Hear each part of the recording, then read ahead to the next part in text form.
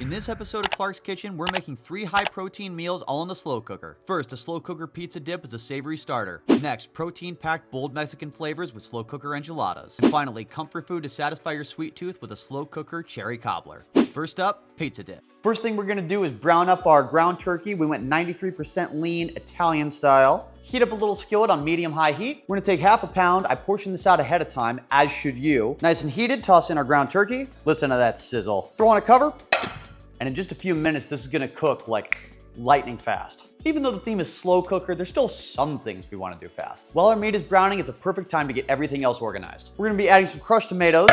No real secret to this, just good old-fashioned uncanning. A little bit of tomato paste. One of the things I really love about slow cookers is that it truly is lazy cooking personified. Most of these are just dump and forget recipes. You just dump them in, press the button, and walk away to do whatever else you need to do. Now all that's left to do is pour in our browned up turkey, some reduced fat mozzarella. We're always going reduced fat or lean ingredients wherever we can. Give this a quick stir just to make sure everything is mixed up. Try to kind of flatten it on top for what we're about to do next. Now, we could add the pepperoni. I think that was more Jar Jar Binks than Italian.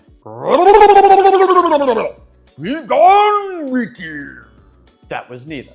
One serving is 16 slices, so we're just gonna layer in 16 slices. Try to do the best you can to make it look real pretty. Doesn't have to be perfect. Remember, it's gonna be a dip when it's all said and done. This is really to look good for the camera. And this is ready to slow cook. You can do this on high for 1 hour or on low for 2 hours. And as I mentioned before, the nice thing about this is you can literally just press the button, walk away, and do whatever you need to do. If your slow cooker has a keep warm function, even better. I guess you could just stand there and watch if you really wanted to.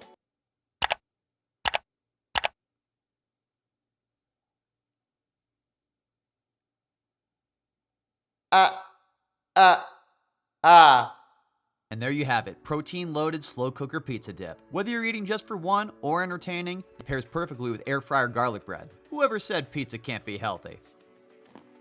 Very autentico. My name's Clark Hill. I'm an online fitness coach, occasional impressions guy. We're eating a viral recipe I found on TikTok. But most importantly, I love to eat. Now, I'm taking you behind the scenes to show you what I eat, boneless, skinless chicken thighs, why I eat it. This is one of the tricks I like to use if I'm cutting, and how you can make it yourself to reach your fitness goals, enjoying every bite. I'm pulling back the curtain on everything. In this series, you'll see the good. This looks amazing. The bad. So I think this is gonna be better going in 2 mugs. And the macro friendly. Welcome to my kitchen.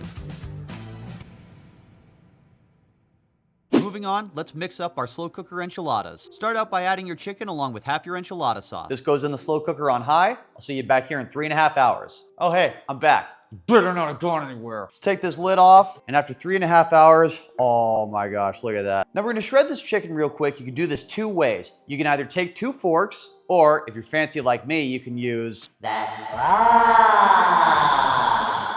And what's really nice about the slow cooker is that this meat comes out, this is like so tender. Shredding it is the easiest thing in the world.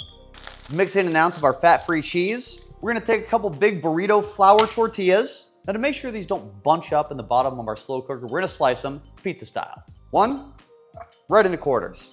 So now we can just layer some on the bottom, throw on our chicken with the cheese, layer it back on, and turn them into actual enchiladas. Cheat meals are, in my opinion, the single worst dieting concept ever created. On paper, it sounds desirable. I've been working so hard all week. I deserve to reward myself for a week of eating clean. In practice, it does not work. See, I followed the eat clean, cheat meal, repeat diet for years. And by the time I was done throwing down that burger or throwing down that giant pizza, the last thing in the world I wanted to do was go back to eating chicken, rice, and broccoli Tupperwares all week. At the end of the day, all cheat meals are going to do is remind you how terrible your healthy diet is. Once you master the principles of macro-friendly dieting, you realize you don't need cheat meals anymore. They're obsolete, irrelevant. Eliminate the cheat meals and just make your normal meals more enjoyable. The more you do, the more you'll notice those binge sessions start to go away. Hard to crave a cheat meal when every meal feels like a cheat meal. Now, it's important to note, this is really just for the purpose of this video. If I was just doing this for myself, I wouldn't do one single batch every single day like this. I would make an entire batch of chicken enchiladas for the week. and just meal prep them. Same with every single recipe in this video. It's really more for you guys' benefit to show you how it's done. Intuitive dieting is bullshit. Okay, it's not bullshit, let me explain. Now, for somebody who's struggled with tracking macros in the past, intuitive dieting sounds like a great idea. Well, I can hit my goals and not have to track a single calorie? Sign me up for that. A lot of fitness influencers nowadays push the whole intuitive dieting thing. But here's a dirty little secret. Most of the fitness influencers pushing intuitive dieting never reveal that they've had years of practice tracking, prepping, and learning everything there is to know about macros and diet. Now, if you have experience weighing your food on a food scale, tracking in MyFitnessPal or another app like that, easy.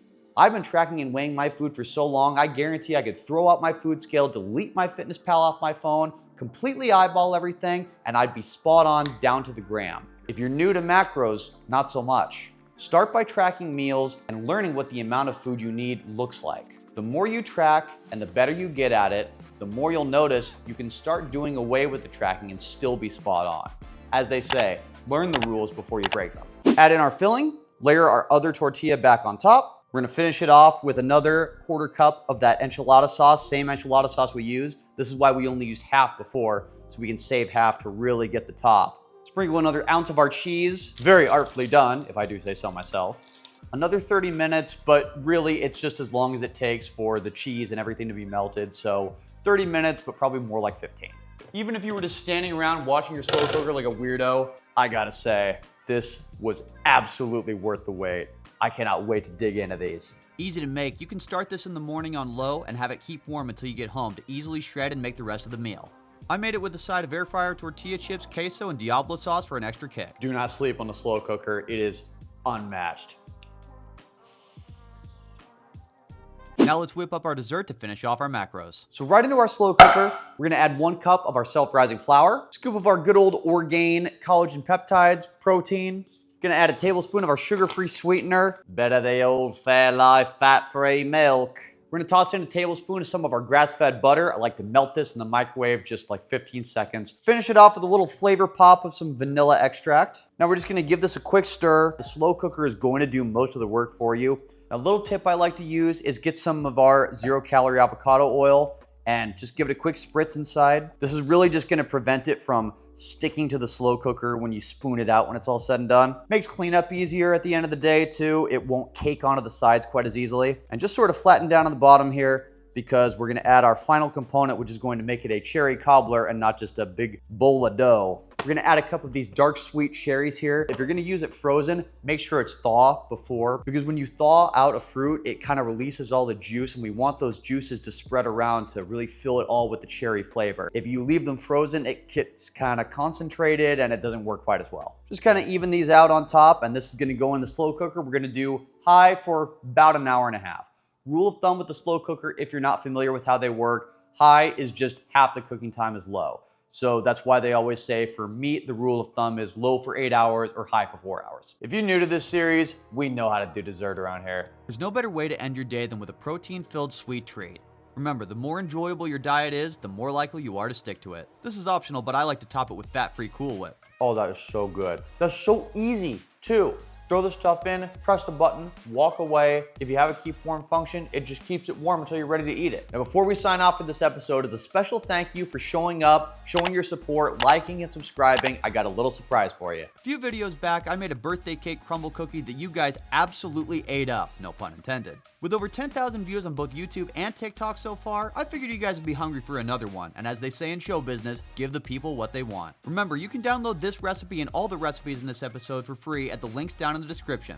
Thanks for watching, everybody, and I'll see you next time.